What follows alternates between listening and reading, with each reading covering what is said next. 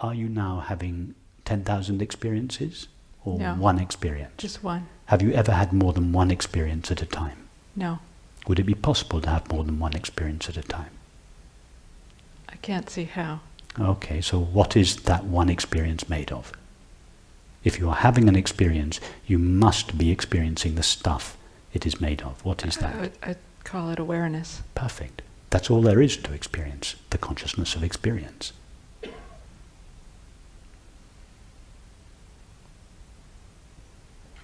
I like what you said earlier this morning about how consciousness veils itself from itself by being focused on other things. Well, it veils itself, yes, it seems to veil itself from itself with its own activity. Just as we could say that, in the same way that a screen seems to veil itself by assuming the form of the movie. The movie is not, this is not an old-fashioned projector, by the way, this is a laptop. It's the screen itself assumes the form of the movie. But in doing so, it seems to veil itself. The two-dimensional screen seems to become a three-dimensional landscape. In the same way that this zero-dimensional consciousness seems to become 4 dimensions of time and space. But this experience of time and space and everything that is in it is the activity of consciousness. That's all there is to our experience, the activity of consciousness. It is consciousness's own activity that seems to veil itself from itself. Yes. Until we cease seeing it like that.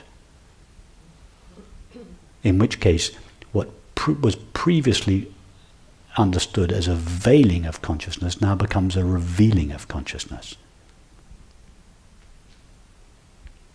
To begin with, the movie seems to veil the screen. Then we turn the movie off and we see, it's just a screen. But then when we turn the movie back on again, we don't allow the movie to eclipse the screen. We realize we have the ability to watch the movie, but only see the screen. In this case, the movie doesn't veil the screen, it shines with the presence of the screen. And however compelling the story may be, we never lose sight of the fact that it's however, showing on a screen. However awful the movie is, you're only seeing a screen. Right. Or however pleasurable the movie is,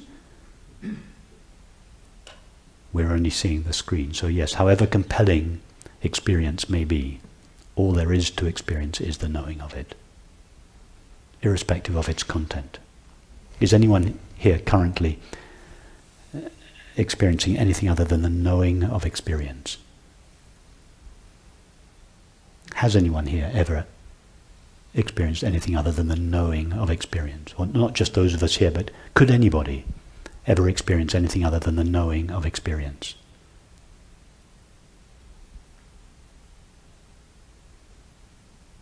How do we know there is anything apart from the knowing of experience? When I say the knowing of experience, I don't mean to imply that experience is one thing and the knowing of it is another. The screen is not one thing and experience of another. All there is to experience is knowing. In other words, how do we know that there is anything more than knowing? All there is to this experience is the consciousness of it, the knowing of it. Nobody has ever experienced, when I say nobody has ever, I don't mean to suggest that people experience knowing. I mean knowing in the form of each of us has never known anything other than knowing. When we fall asleep at night, all there is to the entire dream is the knowing of our own minds. Well, could it be that this is just a multi-dimensional, multimedia dream in the mind of infinite consciousness, made of infinite consciousness? Why not? After all, that is consistent with our experience.